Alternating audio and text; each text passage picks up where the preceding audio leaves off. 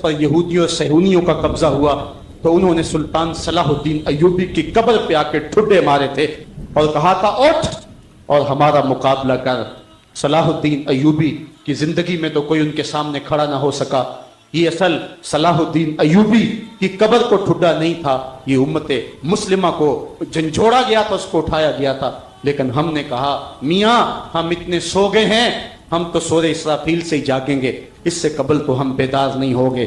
آئیے اب سلطان صلاح الدین ایوبی کی کہانی بھی سنتے ہیں۔ یہ اسلام کا مجاہد اعظم، یہ حلال اور صلیب کی جنگوں کا ہیرو، اور جس پہ امت اسلامیہ کو آج بھی ناز ہے، اور آج صدیاں گزرنے کے بعد یہ سینوں میں دل کی طرح دھڑکتا ہے۔ سلطان ایوبی کا نام آج بھی دلوں پہ نقش ہے، اور اس کا نام سن کے مردہ جانوں کے اندر بھی زندگی کی حرارت پیدا ہو جاتی ہے۔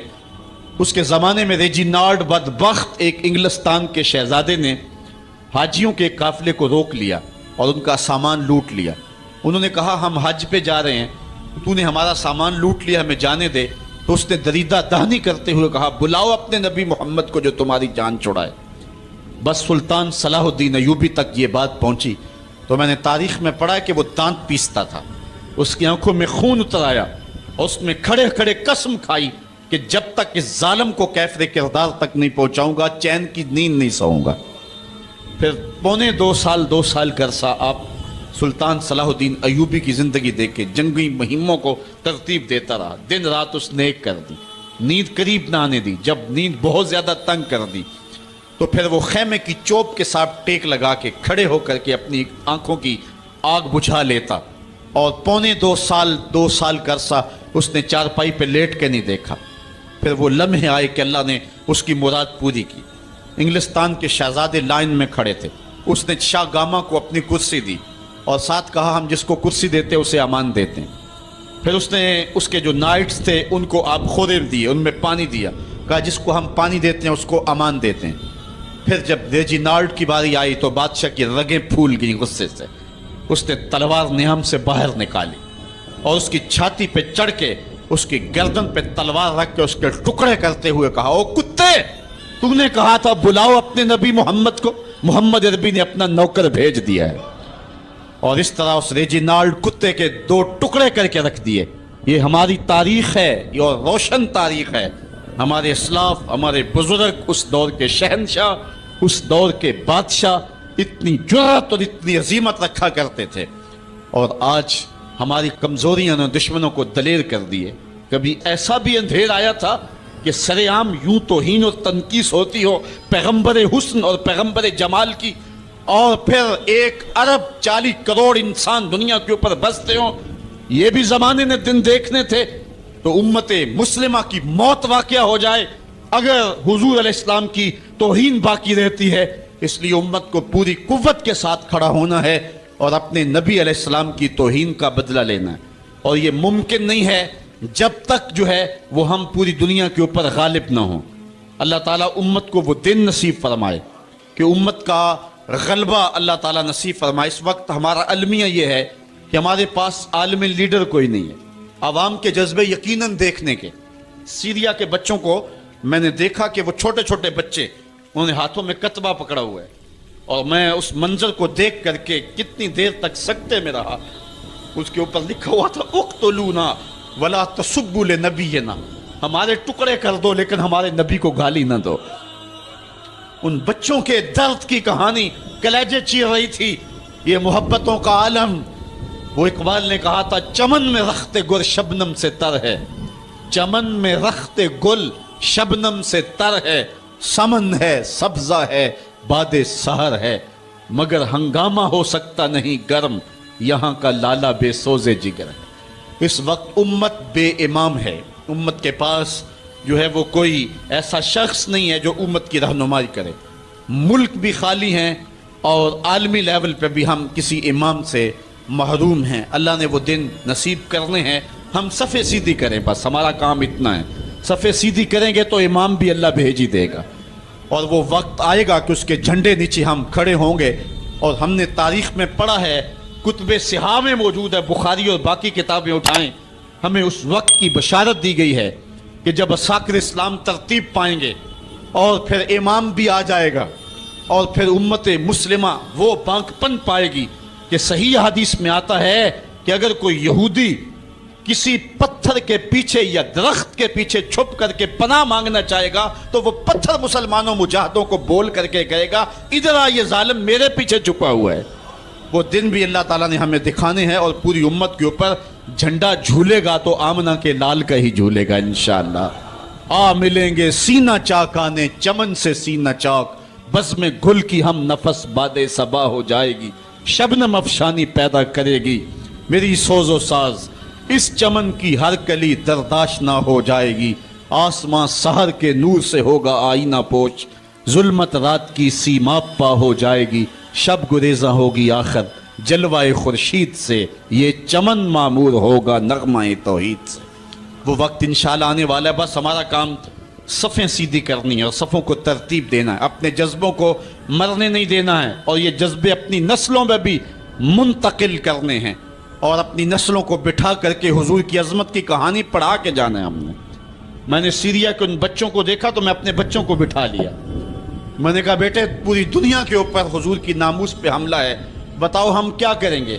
تو میرا 5 سال کا بچہ ہے, مجھے حمزہ کہنے لگا کہ ابو یہ جو تلوار آپ نے لٹکا کے رکھی ہے بیٹھک میں, اس کے میں پیچ خود کھول سکتا ہوں اور یہ میرے ہاتھ میں دے, ان ظالموں کو میں کاٹوں گا. میں نے کہا بیٹے مجھے یہی تجھ سے توقع تھی, اس لیے کہ تیرے جسم کے اندر خواجہ دین محمد مصطفی کی غیرت کا خون دوڑ رہا ہے اور انشاءاللہ یہ ہماری نسلیں اٹھیں گی اور اسلام کے غلبے کا خواب ہم شرمندہ تعبیر کریں گے انشاءاللہ. تو اپنے بچوں کو بٹھائیں اور ان کو بتائیں اور ان کو حب رسول کے جام پلائیں, ان کے اندر محبت رسول انڈھیل دیں اور ان کے سینے کے اندر یہ حرارت پیدا کر دیں اور وہ امت کے لیے اور نام محمد کے لیے ہر قربانی دینے کے لیے آمادہ ہو جائیں. انشاءاللہ وہ وقت دور نہیں ہے جب پوری دنیا کے اوپر اسلام کا جھنڈا جھولتا ہوا نظر آئے گا.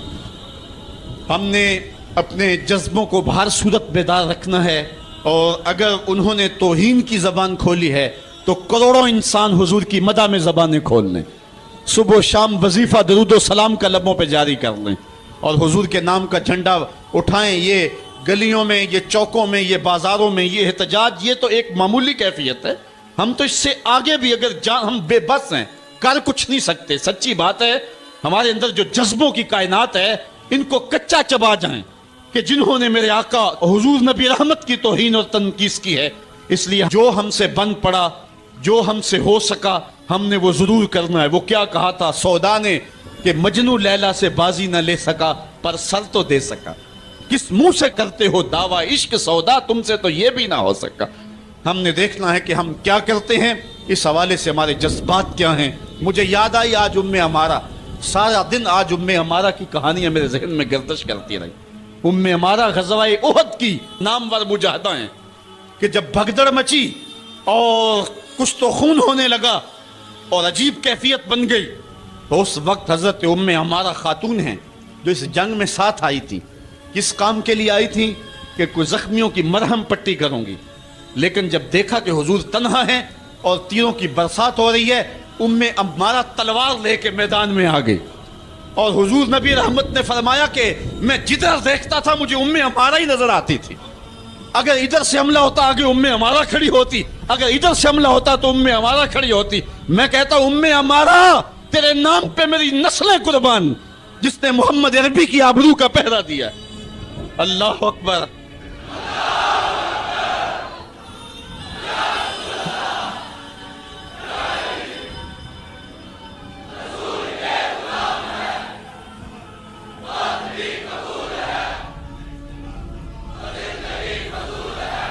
تمہارے جذبے سچے ہیں انشاءاللہ. شاید مغرب کو بھول ہو گئی ہے, یہاں ایک ایک بچہ غازی علم الدین ہے, ایک ایک بچہ عمر چیمہ ہے. یہ سعادت مندیوں کا سفر ہے. یہ مغرب کو بھول ہو گئی ہے, اس نے کس قوم کو چھیڑا ہے. ان کی غیرت مری ہوئی نہیں ہے, انہوں نے کچوکے دیے, زخم دیے, امت کو معاشی بحران میں مبتلا کر دیا. روز پیٹرول کے بم ہمارے اوپر گرتے ہیں لیکن ہم کبھی میدان میں نہیں آئے. لیکن سارے معاملات کے اندر ہم کمپرومائز کر سکتے ہیں, کمزوری بھی دکھا سکتے ہیں. اگر اس عنوان سے ہم کمزوری دکھائیں ہمارا بچتا ہی کچھ نہیں ہے. ہمارا سب کچھ نام محمد ہے.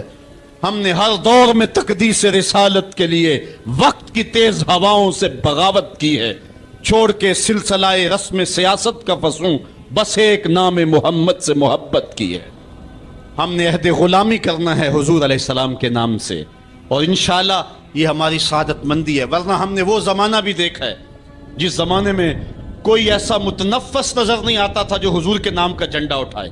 یہ تاتاریوں کا دور ہے، جب بغداد کو اجاڑا گیا، امت کے سر کاٹے گئے، اور یہ حال تھا کہ منگول سردار نے کہا کسی مسلمان کا سر لاؤ، اپنے فوجیوں کو کہا نہیں تو تمہارا سر کاٹ کے لگائیں گے۔ ایک مینار تعمیر کرنا ہے کھوپڑیوں کا، اور پھر مسلمانوں کا پتہ ڈھونڈتے ہوئے لوگ ہاتھ میں پیسے لے کے گھومتے تھے کہ کسی مسلمان کا پتہ دے دو، اس کا سر کاٹیں ہم، لیکن مسلمان ملتا نہیں تھا، کاٹ دیے گئے۔ دجلہ 3 دن تک خون بن کے بہتا رہا۔ یہ ہماری تاریخ ہے بغداد کی۔ اور پھر دجلہ کا بند توڑ دیا گیا، جو لوگ تہ خانوں میں چھپے تھے 1.25 لاکھ لاشیں ہم نے وہاں سے پھر نکالی۔ پھر وہ لمحے آئے کہ کوئی ایسا متنفس نظر نہیں آتا تھا جس کے ہاتھ میں اسلام کا جھنڈا ہو۔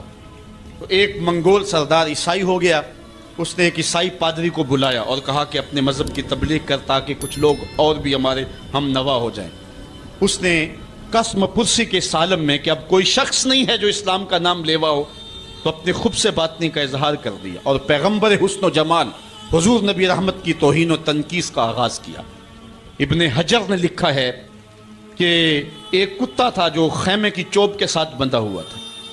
جب اس نے توہین کا آغاز کیا تو اس نے بھونکنا شروع کر دیا۔ لوگوں نے کہا کہ یہ کتا تیری اس توہین کی وجہ سے بھونک رہا ہے۔ اس نے کہا نہیں ایسی کوئی بات نہیں، یہ کتا نسلی کتا ہے۔ واقعی وہ نسلی تھا، اور میرا ہاتھ کا اشارہ پا کے غیرت میں آ گیا ہے، کوئی ایسی بات نہیں ہے۔ اس نے پھر توہین کا آغاز کر دیا۔ ابن حجر نے لکھا ہے کہ اس کتے نے زنجیر تڑوا کر کے اس پادری کے گلے میں جا کے دانت گاڑ دیے اور چھوڑا تب جب اس کو واصل جہنم کر دیا۔ اس منظر کو دیکھ کے 70,000 اس فوج کے سپاہی اسلام کے دامن میں آ گئے۔ اقبال نے اسی موقع پہ کہا تھا تو نہ مٹ جائے گا ایران کے مٹ جانے سے، نشائے میں کو غرض نہیں پیمانے سے، ہے عیاں یورش تاتار کے افسانے سے، پاسباں کعبے کو مل گئے صنم خانے سے۔ اللہ اپنے نبی کی آبرو کی یوں بھی حفاظت کرنا جانتا ہے۔ کون جانتا تھا کہ عامر چیمہ یہ کام سر انجام دے گا؟ وہ تو ٹیکسٹائل کی ڈگری لینے گیا تھا، لیکن غلامی رسول کی سند لے کے پلٹا۔ میں نے غازی کے جنازے میں شرکت کی ہے، آپ نیٹ پہ جائیں اور وہاں اس کے جنازے کی تصویر دیکھیں، یا کہیں تصویر آپ کو میسر ہو۔ جنازہ لوگوں کی انگلیوں پہ ہے، بھاری تابوت اور اس کے اندر اس کا جسد اطہر، لیکن ہاتھوں پہ نہیں ہے، آپ کو انگلیوں کے پوروں پہ نظر آئے گا۔ اور ایسے مناظر بھی دیکھنے والوں نے دیکھے کہ رش کی وجہ سے لوگ نیچے سے ہٹ بھی جاتے اور وہ پھر بھی ہواؤں میں تیرتا رہتا۔ آپ جا کے دیکھ لیں، میں کوئی ہوا میں بات نہیں کر رہا، بالکل انگلیوں کے پورے پہ میں خود شامل تھا، اور میری سمجھ میں اس وقت بات نہیں آتی تھی کہ یہ کیا ماجرا ہے، اتنا بھاری صندوق اور انگلیوں کے پوروں پہ۔ پھر ایک دن میں حضرت سعد بن معاذ کی کہانیاں پڑھ رہا تھا کہ ان کا جنازہ بڑا ہلکا تھا، تو پوچھا گیا تو فرمایا کہ سعد کے جنازے کو صرف انسان ہی جو ہے وہ کندھا نہیں دے رہے، فرشتے بھی کندھا دے رہے ہیں۔ غازی کا جنازہ ایسے ہوا میں تیرتا تھا جس طرح پانی پہ کشتی تیرتی ہے۔ میں نے خود غازی کی قبر کی پائنتی پہ ایک سید زادے کو روتے دیکھا، اور وہ کیا رہا تھا، ربا میں تینوں یہ نہیں کہندا مینوں عامر چیمہ بنا دے، میں کہنا دے قدمہ دی مٹی ہی بنا دے۔ یہ سعادت مندی کی موت ہے، یہ خوش نصیب لوگوں کی زندگی ہے، اور مسلمان اس کو اعزاز سمجھتا ہے۔ اس پورے حال میں کوئی ایک شخص بھی نہیں ہوگا کہ جس کے دل میں یہ آرزو نہ ہو کہ میں حضور کے نام پہ قربان ہو جاؤں۔ ایک ایک شخص کے سینے کے اندر، میں سمجھتا ہوں میرا ہی سینہ، لیکن نہیں، ہر شخص کا سینہ یہی ہے، اور ہر شخص کے اندر کے جذبات یہ یار یہ دھڑا کیا ہے زندگی میں حضور کے بغیر؟ سب کچھ حضور ہی ہیں، اور ہماری زندگی کا سب سے قیمتی اثاثہ حضور کی ذات ستودہ صفات ہے۔ آپ کو جمعۃ المبارک کو جو کال دی گئی اس میں بھرپور شامل ہوں، جہاں جہاں سے آئے ہیں وہاں جو جلوس ہو بھرپور شامل ہوں، لوگوں کو ترغیب دیں، اور اس کو جو ہے وہ بہت بڑے سائز کے اندر جلوسوں کو منعقد کرے تاکہ مغرب کو پیغام جائے کہ یہ تھکے ہوئے، ماندے ہوئے، ہارے ہوئے، یہ جو ہے وہ معاشی بحرانوں کے پسے ہوئے لوگ جب بھی اپنے من کا سودا کرتے ہیں تو بازار مصطفیٰ میں ہی کرتے ہیں، ان کو پیغام جائے، اور ہماری نسلوں کے اندر بھی یہ جذبے جاگے، اپنے بچوں کو بھی انگلیوں سے لا کر کے جو ہے وہ ان جلوسوں کے اندر لے کر کے آئیں، اور اس سعادت مندی کے سفر کے اندر ان کو بھی شامل رکھیں تاکہ ان کے اندر بھی یہ جذبے بیدار ہوں۔ कि मोहम्मद से वफा तूने तो हम तेरे हैं, ये जहां चीज है क्या लौहो कलम तेरे। हम तारीख के कमज़ोर दौर में भी देखते हैं जब सल्तनत उस्मानिया का कमज़ोर खलीफा सुल्तान अब्दुल हमीद तमाम सफ़ीरों को बुला करके उन्हें कहता है कि मुझे ये इत्तला मिली है कि तुम्हारे मुल्क में एक ऐसी फ़िल्म की नुमाइश होने वाली है जिसमें पैगम्बर रहमत सल्लल्लाहु अलैहि वसल्लम की तौहीन और तनकीस के पहलू निकलते हैं। तो उन्होंने कहा कि हम इसका कल जवाब देंगे। तो अगले दिन उन्होंने दरबार में हाज़िर होकर के कहा कि उस फिल्म के लिए टिकटें तकसीम हो चुकी हैं और उसको रोकना मुमकिन नहीं है। तो सुल्तान अब्दुल हमीद अपने हाथ में तलवार पकड़ता है और फिर अपनी कुर्सी से उठ के खड़ा हो जाता है, कहता है तुम करके देखो, ये तलवार फिर तुम्हारा फैसला करेगी। और फिर वो फिल्म रिलीज़ नहीं हो सकी थी। ये मैं आपको इस्लाम के ताकतवर दौर की कहानी नहीं सुना रहा। सल्तनत उस्मानिया का कमज़ोर तरीन खलीफा ये सुल्तान अब्दुल हमीद की कहानी है। ये हमारे दौरे ज़वाल की कहानी है और उनमें ये हिम्मत ना हो सकी। और जो हमारा माजी है वो तो इस हवाले से इतना शानदार है। हमारे असलाफ, हमारे बुज़ुर्ग और उस दौर के हुक्मरान हुजूर अलैहिस्सलाम की आबरू का जिस अंदाज से पहरा देते रहे और अहले इल्म ने जिस बांकपन के साथ उस ज़माने में फतवे दिए थे, हम बहुत कुछ बर्दाश्त करते आए हैं और बहुत मामलात को हम जो है वो सहने की सकत भी अपने अंदर पाते हैं। लेकिन ये बात जहन में रखें कि हमारे अंदर ये ताकत नहीं है कि हम हुजूर की तौहीन को बर्दाश्त कर लें। हमारा सबसे कीमती असासा और कायनात की सबसे बड़ी दौलत हुजूर की आबरू है। उसकी जो भी हमें कीमत देना पड़ी, हम हर सूरत के अंदर वो कीमत अदा करके नामूस रिसालत का पहरा देंगे इंशाअल्लाह। और दुनिया ने देख लिया है हम इतने कमज़ोर नहीं हैं।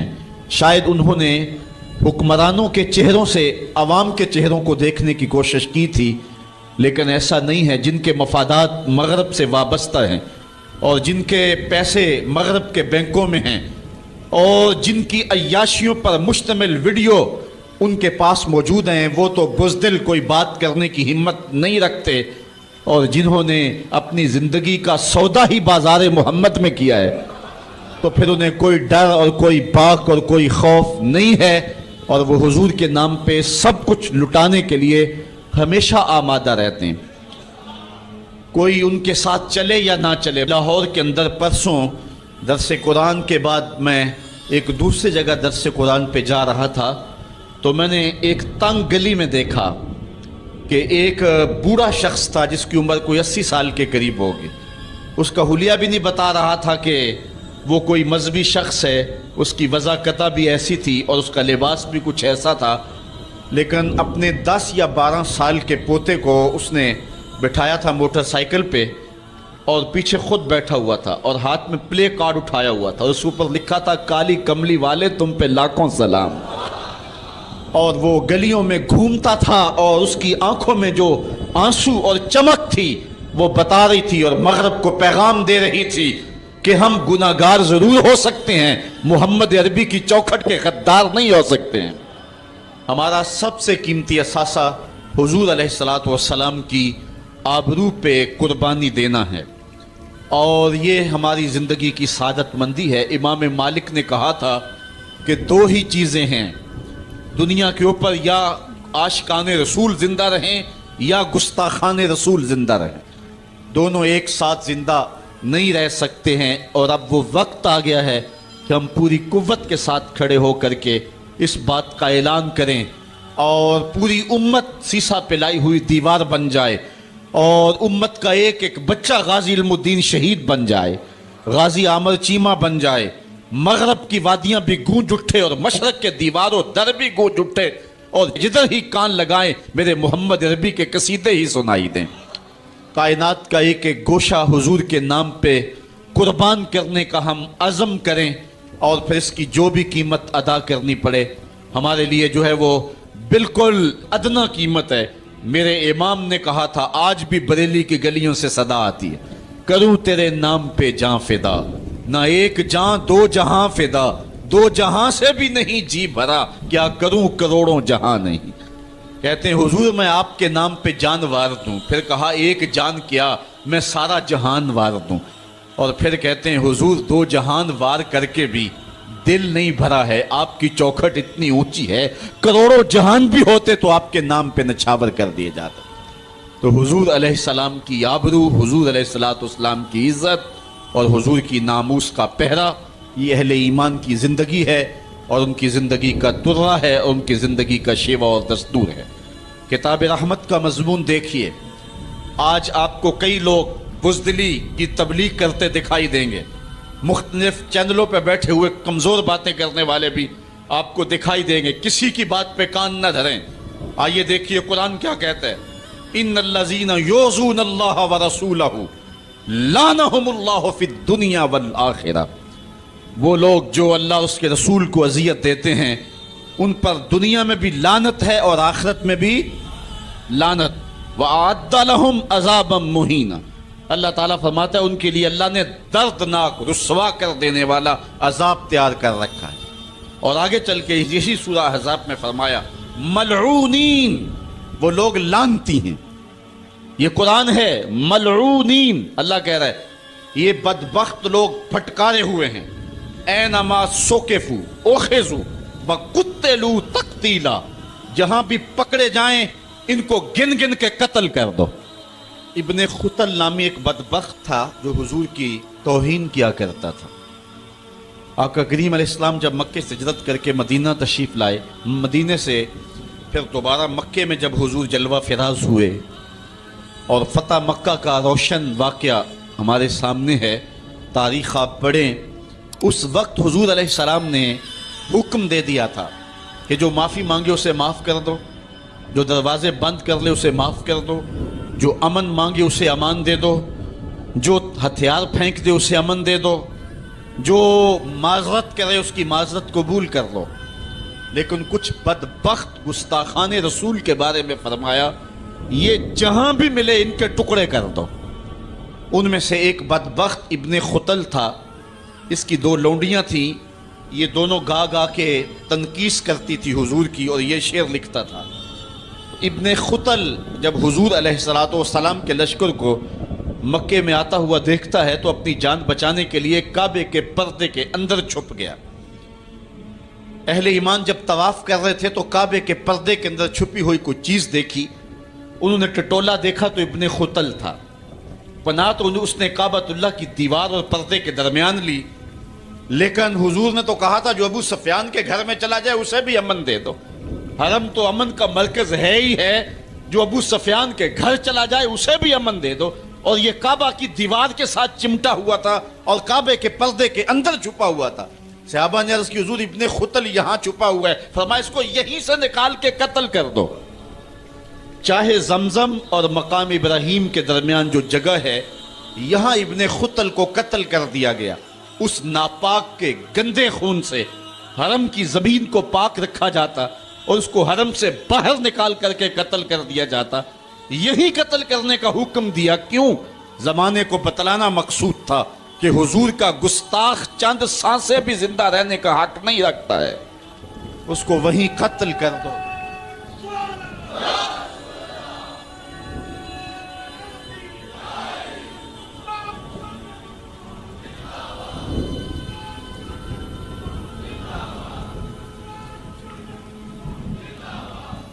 آج ہم یاد کرتے ہیں سلطان صلاح الدین ایوبی کو، آج یاد آتا ہے سلطان نور الدین زنگی، جنہوں نے نام محمد پر اپنا سب کچھ وار دینے کا عزم کر رکھا۔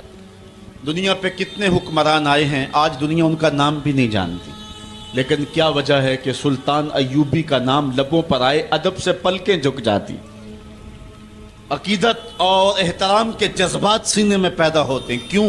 اس لیے کہ حضور علیہ السلام کے نام پر اس نے وفا کی ہے، اور یہ رب کا وعدہ ہے کہ جو میرے رسول سے وفا کرے گا پھر اس کو میں مرنے نہیں دوں گا۔ اقبال نے اپنا سارا فلسفہ شعر میں نچوڑا ہے کہ محمد سے وفا تو نے تو ہم تیرے ہیں، یہ جہاں چیز ہے کیا لوح و قلم تیرے۔ تو حضور کے نام پہ جن لوگوں نے وفا کی ہے رب نے پھر انہیں مرنے نہیں دیا۔ آج بھی سلطان صلاح الدین ایوبی کی قبر بھی زندہ ہے، آج نور الدین زنگی کی قبر بھی زندہ ہے۔ اچھا یہ بات میں بتاؤں کہ حضور علیہ السلام کے گستاخوں کے ساتھ نپٹنا یہ ہر شخص کے بس کا روگ بھی نہیں ہے، یہ ڈیوٹی بھی رب کی طرف سے ہوتی ہے، اور رسول اللہ جس کو پسند کریں اس کی ہی یہ ڈیوٹی لگاتے ہیں، ورنہ کس کے سینے میں یہ آرزو نہیں مچلتی؟ جب راجپال نے توہین کی تھی تو کون نہیں چاہتا تھا کہ اس کی گردن کاٹوں، لیکن سعادت مندی نصیب ہوئی تو غازی علم الدین شہید کو نصیب ہوئے۔ علامہ اقبال علیہ رحمہ نے کہا تھا جنازے میں کیسی گلیں ہی کردے رہ گئے، ترکھانہ دا منڈا نمبر لے گیا۔ حضرت پیر جماعت علی شاہ رحمۃ اللہ تعالی علیہ نے کہا تھا غازی علم الدین کے جنازے پہ گردن جھکائے چل رہے تھے، آنکھوں میں آنسو تھے، 6 لاکھ لوگ حضرت غازی علم الدین کے جنازے میں شامل ہوا تھا۔ سید دیدار علی شاہ صاحب جب جنازہ پڑھانے کے لیے کھڑے ہوئے تو غش کھا کے گر پڑے، بعد میں جب اٹھے اور جنازہ پڑھایا تو کسی نے کہا حضرت آپ نے بڑے بڑے جنازے پڑھائے ہیں، کبھی یہ کیفیت آپ کی ہوئی نہیں ہے۔ فرمایا جنازے بڑے پڑھائے ہیں لیکن کبھی حضور کا دیدار نہیں ہوا ہے۔ آج پہلی بار یہ موقع ملا، ادھر جنازہ پڑھانے لگا، ادھر آمنہ کا لال بھی سامنے تھا۔ حضرت پیر امیر ملت علیہ رحمہ گردن جھکائے چل رہے تھے تو آپ نے کہا لوگوں میں نے بڑے بڑے بادشاہوں کی کہانیاں پڑھی ہیں، میرے دل میں کبھی یہ امنگ نہیں جاگی کہ فلاں بادشاہ میں ہوتا۔ جو فقیر ہوتا ہے وہ خود ہی شہنشاہ ہوتا ہے، اس لیے اس کے دل میں یہ آرزو کیوں پیدا ہو کہ وہ بادشاہ ہو، وہ خود ہی شہنشاہ ہوتا ہے۔ کہتے ہیں میں نے بڑے بڑے پہلوانوں کے تذکرے سنے ہیں، میرے دل میں یہ امنگ بھی نہیں جاگی کہ فلاں پہلوان میں ہوتا۔ اور پھر فرمانے لگے لوگوں میں نے بڑے بڑے ولیوں کے تذکرے سنے، میں نے کبھی یہ آرزو بھی سینے میں نہیں پائی کہ فلاں ولی میں ہوتا، لیکن آج غازی علم الدین کا جنازہ لوگوں کے کندھوں پہ جا رہا ہے، میرے دل میں آج یہ انگڑائیاں جذبات لے رہے ہیں، کاش آج اس چارپائی پہ جماعت علی شاہ ہوتا۔ یہ آرزو، یہ تمنا، یہ خواہش میرے دل میں انگڑائیاں لے رہے ہیں۔ یہ سعادت مندیاں ہیں، یہ خوش نصیب لوگوں کا مقصوم ہے، اور یہ مقدر والے لوگوں کو سعادت مندی نصیب ہوتی ہے۔ یہ یہودی یہ شروع سے پیغمبر حسن و جمال حضور علیہ السلام کی توہین و تنقیص کو شعار زندگی رکھتے ہیں۔ تو ایک زمانے میں انہوں نے سازش کی اور آقا کریم کے روضہ اطہر سے حضور کے جسد اطہر کو چرانے کی سازش کی، اور جس کی حفاظت میرا رب کرے کون اس محبوب کا بال بیکا کر سکتا ہے۔ یہ جو کچھ ہو رہا ہے یہ ہمارا امتحان ہے، ورنہ جس کے سر پہ وارا فانا لاکا ذکر کا تاج میرے رب نے رکھا ہے، بھلا اس کی شان کو کوئی گھٹا سکتا ہے؟ جدا ذکر خدا بلند کرے کیڑا جمعہ اوس نو بند کرے، اس ذکر دا حافظ آپ خدا پڑھو لا الہ، خود اللہ حفاظت کرنے والا ہے ذکر کی۔ یہ تاج رب نے محبوب کے سر پہ رکھا ہوا ہے، اس لیے چاند کی طرف منہ کر کے تھوکنے سے چاند کی نوری کرنوں کو میلا نہیں کیا جا سکتا۔ تھوکنے والے کا اپنا منہ گندا ہوگا، لیکن چاند کل بھی روشن تھا، چاند آج بھی روشن رہے گا۔ مدینے والے چاند کی عظمتوں کو کوئی گہنا سکتا ہی نہیں ہے، کیونکہ جس کے سر پہ ورفانا لکا ذکر کی چادر میرے رب نے تان دی ہے، اس کی عظمتوں کو کوئی گھٹا سکتا ہی نہیں ہے۔ یہ امتحان ہمارا ہے، یہ آزمائش ہماری ہے۔ اللہ اکبر۔ تو میں نے کہا کہ یہ سعادت مند لوگوں کا مقصوم ہوتا ہے۔ تو زمانے میں کچھ بد نصیب یہودیوں نے یہ سازش کی کہ حضور کے جسد اطہر کو روضہ انور سے نکال لیا جائے، اور پھر باقاعدہ انہوں نے 2 اشخاص کو وظائف پڑھا کر کے، داڑیاں رکھوا کر کے، جبہ و دستار پہنا کر کے مدینے میں بھیجا، صوفیاء کے، نیکوکاروں کے، علماء کے، زاہدین کے روپ میں، اور انہوں نے وہاں ایک جگہ کرائے پہ لے لی اور اپنی کارروائی کا آغاز کر دیا۔ وہ اپنے کمرے کے اندر سرنگ کھودتے اور روزانہ مٹی نکالتے، اور رات کے اندھیرے میں بقی کے قبرستان میں قبروں کے اوپر مٹی ڈال کے آ جاتے، اور سارا دن تسبیح لیے اللہ اللہ کرتے رہتے۔ لوگ کہتے کہ یہ تو بڑے صالح لوگ ہیں، اور پھر لوگوں کو خیرات بھی کرتے، لیکن کارروائیاں اور انداز یہ تھا، لباس خضر میں رہزنی کر رہے تھے، اور یہ ڈاکو اور یہ رہزن لٹیرے ایک بہت خطرناک مہم پہ آئے ہوئے تھے۔ جب وہ بالکل قریب پہنچ گئے، اور ایک روایت میں آتا ہے کہ حضرت عمر کے پاؤں کا انگوٹھا بھی ننگا ہو گیا، حضور علیہ السلام سلطان نور الدین زنگی کو خواب میں ملے اور ان کی شکلیں دکھائی کہ یہ دو موذی مجھ کو تکلیف دے رہے ہیں. تو سلطان فوراً اٹھا اور کہا مدینے میں کوئی غیر معمولی واقعہ ظہور پذیر ہوا ہے، اور اس نے جلدی سے کچھ سواروں کو اپنے ساتھ لیا اور کچھ خزانہ ساتھ لیا اور فوجوں کو حکم دیا کہ وہ تیار ہو کر کے جلدی میرے پیچھے آئیں. مدینے میں پہنچ کر کے اس نے دعوت عام کر دی اور لوگوں کہا کہ آؤ میرے دسترخوان نعمت سے کھاؤ، اور لوگوں کو خیرات کرنے لگا. سارا مدینہ اس کے پاس آیا، لیکن جو شکلیں اس نے دیکھی تھی اس کو وہ نظر نہ آئیں. وہ بار بار پوچھتا تھا کوئی رہ تو نہیں گیا. لوگوں نے کہا کہ نہیں، سارے جو ہیں وہ آپ سے خیرات لے گئے ہیں. ہاں، دو شخص ایسے ہیں کہ جو بہت بڑے سخی ہیں، ان کو تو ضرورت ہی نہیں آپ کی دہلیز پہ آنے کی. بادشاہ نے کہا مجھے دکھاؤ وہ کون ہے. بادشاہ کو شک گزرا یہ وہی تھے. جب سامنے آئے تو بادشاہ نے فوراً پہچان لیا.